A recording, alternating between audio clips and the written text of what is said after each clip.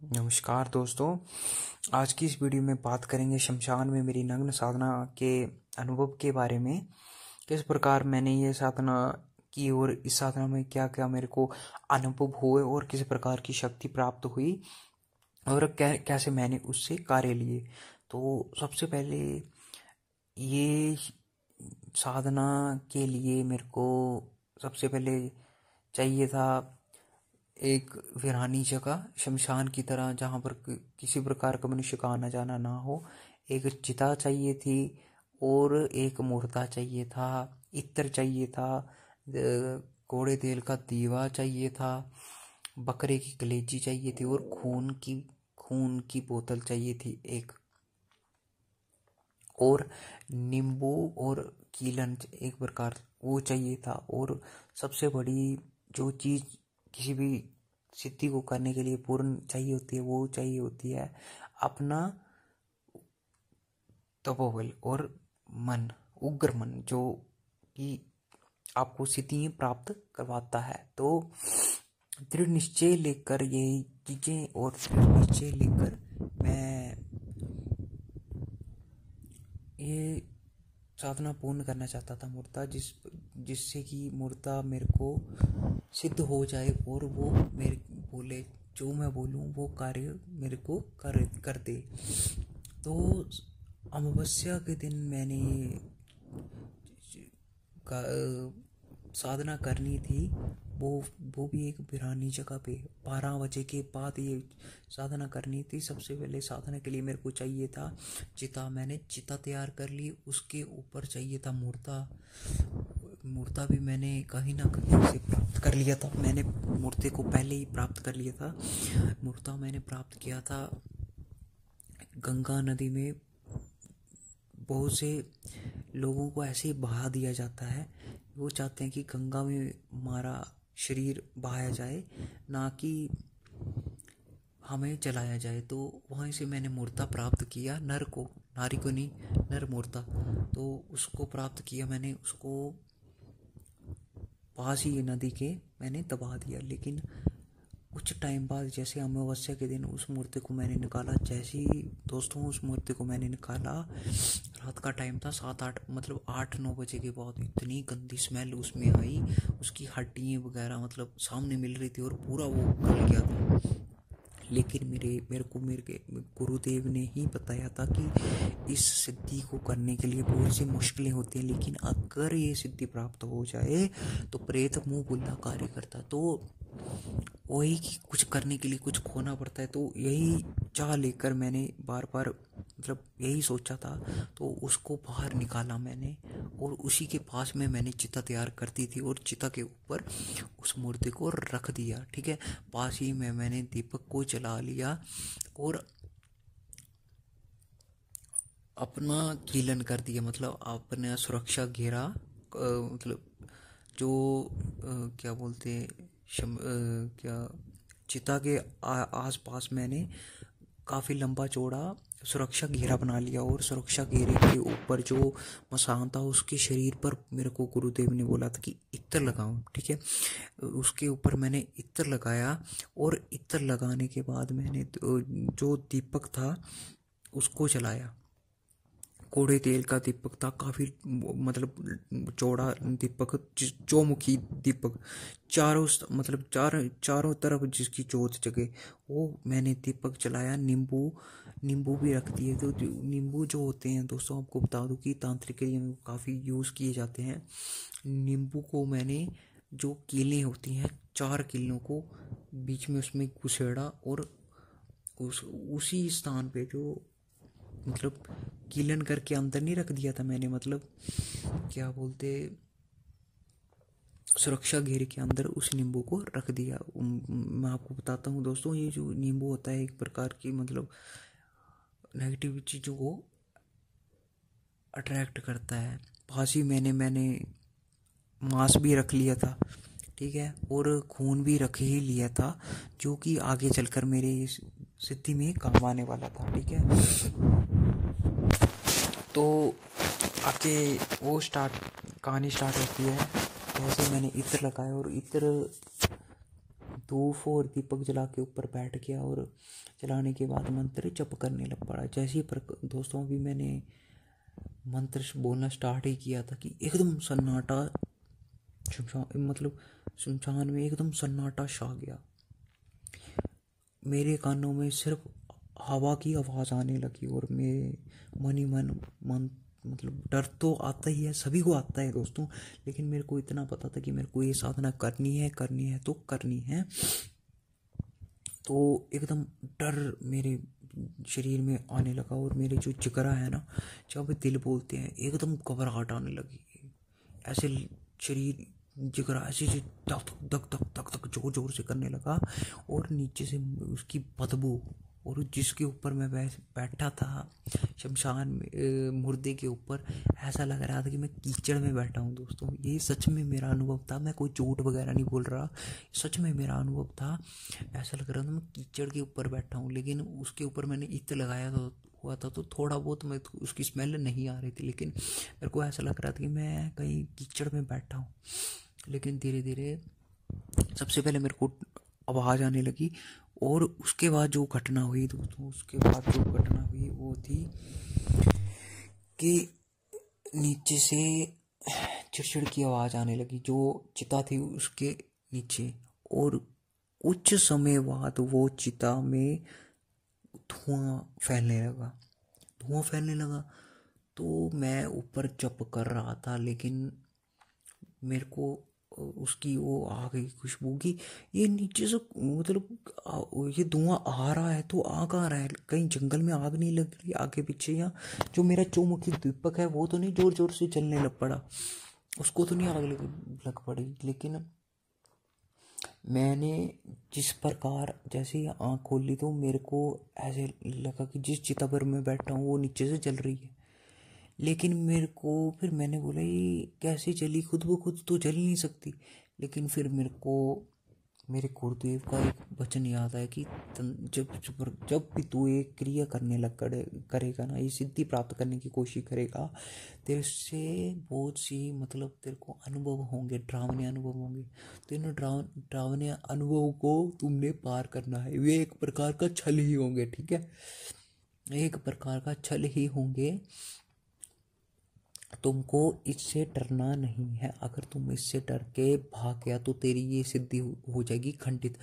अगर कभी भी सिद्धि खंडित हो जाती है तो वो अपना हमेशा नेगेटिव इम्पैक्ट ही छोड़ती है बंदे पे, कोई भी बंदा हो, ठीक है। मैं सात्विक सिद्धियों की बात नहीं कर रहा, मैं तामसिक सिद्धियों की बात कर रहा हूँ। अगर वो खंडित हो जाए तो उसमें हमेशा बंदे का नेगेटिव ही रहता है, मतलब सिद्धि करने वाले को लाभ की जगह हानि होती है, ठीक है। तो मेरे को गुरुदेव का एक तरफ का वचन याद आया। मैं बोला हाँ, गुरुदेव ने मेरे को बोला था कि तेरे साथ छल होगा, तो मेरे को लगा काश शायद ये उसी प्रकार का छल है। तो यही सब सोच कर मैंने मंत्र करना स्टार्ट कर दिया, और फिर से स्टार्ट कर दिया और तेज कर दिया, आंखें बंद कर ली और मंत्र करना तेज स्टार्ट कर दिया, जिससे हवा भी ज़्यादा चलने चली दोस्तों। उसके बाद हवा भी ज़्यादा चलने चली और जो धुआं था ना वो और मतलब एक प्रकार का हीट दे रहा था, लेकिन नीचे आग नहीं लगी थी। मेरे को ऐसा लग रहा था कि नीचे सब आग लग गई है, अब तो मैं इस छता को छोड़ के भी नहीं जा सकता। लेकिन जब मैं आंखें खोल के देख रहा था तो नीचे कोई आग ही नहीं थी। तो ये एक प्रकार से मेरे साथ छल किया जा रहा था, जिससे मैंने अनुभव कर ही लिया था। लेकिन मेरे को इतना पता था कि अगर मैं ये चीज़ें छोड़ कर जाऊँगा ना तो 100% मेरे को लेने के देने पड़ जाएंगे। फिर मैंने और फिर से आंखें बंद कर ली और मंत्र को तेज तेज तेज तेज बोलने लगा, और पास ही में जो वृक्ष थे, कुछ टाइम बाद जो धुआं था वो कम हो गया, हीट भी कम हो गई, और उसके बाद जो पास में शमशान में मतलब वृक्ष थे ना वो जोर जोर से हिलने लगे, मतलब एकदम से जैसे तूफान में नहीं हिलते, लेकिन तूफान नहीं चला, उस प्रकार होने लग पड़ा, रुक रुक के। और मैं एकदम मैं डर गया एकदम कि ये क्या चीज़ें हो रही है मेरे साथ। पास में छोटे छोटे जो वृक्ष थे उनको कुछ नहीं हो रहा था, लेकिन जो बड़े बड़े थे उनका जो जैसे कोई ढाल खींच के बड़ा सा खींच के नहीं हिला देता, उस प्रकार हो रहा था। और मैं मतलब डरने लग पड़ा था। फिर मैं थोड़ा उसके बाद डरा, मैंने भी सोचा कि यार ये क्या हो रहा है अब मेरे साथ, इतनी इतनी दूर से वृक्ष क्यों मतलब हिल रहे हैं। लेकिन उसके बाद कुछ टाइम बाद क्या हुआ कि जिस मूर्ति के ऊपर मैं बैठा था ना दोस्तों, वो जोर से चिल्लाया, वाह, इस प्रकार से चिल्लाया, बड़ी गंदी सी आवाज़ थी। मैं क्या ही बोलूँ, मतलब ना सोने जाने वाली आवाज़। अगर कोई रात में उसको सुन ले तो बंदा एकदम से डर जाए। वो उसी प्रकार थी कि जैसे कोई मरे हुए शरीर में जान फूके या मरे हुए मतलब जिंदा शरीर को काटे, इस प्रकार से थी। मतलब बड़ी गंदी सी आवाज़ थी और मैं एकदम से डर गया। मैं उसी मुर्दे के ऊपर दोस्तों बैठा था और उसका जोर जोर से वो चिल्लाने लगा, मैं डर गया दोस्तों, मेरा कलेजा फट के एकदम से हाथ में आ गया। लेकिन मैं आंखें बंद करके चुप करता रहा, क्योंकि मेरे को गुरुदेव ने बोला था कि मूर्ता जिस मूर्ति पे तू बैठा है कुछ टाइम बाद वो मूर्ता जागृत होगा, और जागृत होने के बाद तेरे से बात करेगा। और मेरे को वो मूर्ता, मेरे को ये बात याद थी गुरुदेव जी की। तो फिर मूर्ता जोर जोर से आवाज़ें लगवाने लगा और मैं भी डर के मतलब मैंने जब तेज कर दिया। लेकिन मेरे को अब ये हो गया था, मैं इससे मूर्ति से बात कैसे करूं, जो अपना जब रोक के बात करूंगा, क्या करूंगा। मैंने जैसे ही जब रोका मूर्ता चुप हो गया और मैंने उससे बात करने की कोशिश की, लेकिन वो मेरे से बात नहीं कर रहा था। जैसे ही मैं मंत्र बोलना स्टार्ट करूं तो फिर से आवाज़ें करने लग पड़े, वाह वाह, जैसे मैं चुप हूँ वो चुप हो जाए। तो वो मुर्दा भी एक तरह का मेरे साथ छल कर रहा था दोस्तों। मैं इतना मतलब अब मैं फंस ही गया था कि मैं इससे बात करूं तो करूं कैसे, सिद्धि प्राप्त करूं तो करूं कैसे। अब सिद्धि प्राप्त करने के पास में पहुंच गया हूँ, लेकिन प्राप्त तो उससे करनी था ना प्रेत को। अब मैं उसको है तो वो मरा हुआ, मैं कैसे बात करूं। वो बार बार ऐसे मेरे से छल करने लगा।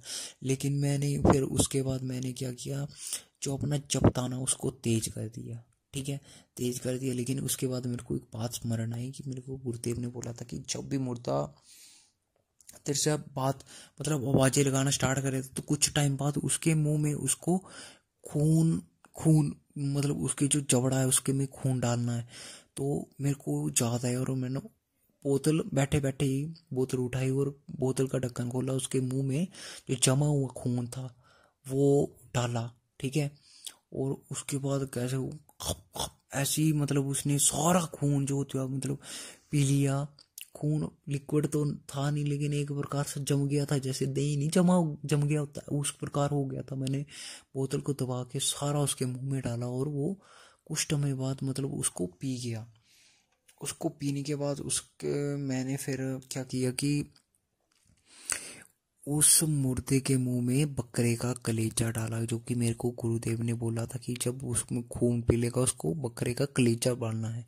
और बकरे का कलेजा डाल दिया और वो बकरे का कलेजा जैसे ही मैंने उसको डाला वो एकदम से खा गया उसको, जैसे भूखा व्यक्ति एकदम कुछ खा नहीं चाहता, मतलब एकदम से कोई चीज खा जाए उस प्रकार से खा गया। और मैं भी एकदम से डर गया। और कुछ समय बाद उसने फिर मैंने उससे वचन लिए, 3 वचन होते कि मेरे को तू सिद्ध हो जाएगा, मतलब मेरे बिना बोले मेरे को नहीं दिखेगा, मेरा हर कहना मानेगा और बिना बोले मेरा कोई कार्य नहीं करेगा, ठीक है। जब मैं बुलाऊं तभी 3 वचन ये होते हैं, जब मैं बुलाऊं तभी आएगा, जो मैं बोलूंगा वो करूंगा और मेरे बिना बोले कोई कार्य नहीं करूंगा। ये 3 वचन मैंने उससे लिए। और उसके बाद जो मैंने चिता थी उसको जलाया, और चिता को जलाने के बाद उसकी जो हड्डी होती है उसको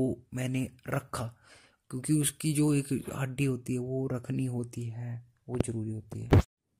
वो ही एक प्रकार का सिद्धि, मतलब प्रेत और इंसान का जो सिद्धि का माध्यम होता है, उसी के द्वारा प्रेत को मतलब फिर से बुलाया जाता है और उससे कार्य लिए जाते हैं विभिन्न विभिन्न प्रकार के। तो उसके बाद मैंने वो जो उसकी चिता थी उसको खुराक खिलाने के बाद पूरे उसको जला दी, और उसकी एक हड्डी, पैर की हड्डी थी, उसको मतलब अपने पास रखा, और उसी के माध्यम से उसको मैं मतलब आगे बुलाया करता था और उससे विभिन्न विभिन्न प्रकार के कार्य लिया करता था। उस कार्य लेने के बाद उसको कुछ खुराक भी दिया करता था, जो उसकी खुराक होती थी। कुछ बातें गुप्त होती हैं दोस्तों, तो वो चीज़ें मैं आपको बता नहीं सकता, लेकिन ये था। तो यही था मेरा शमशान में साधना का अनुभव, जो कि आपको मैंने बताया। तो ये आपको कैसा लगा मेरे को कमेंट सेक्शन में ज़रूर बताइएगा।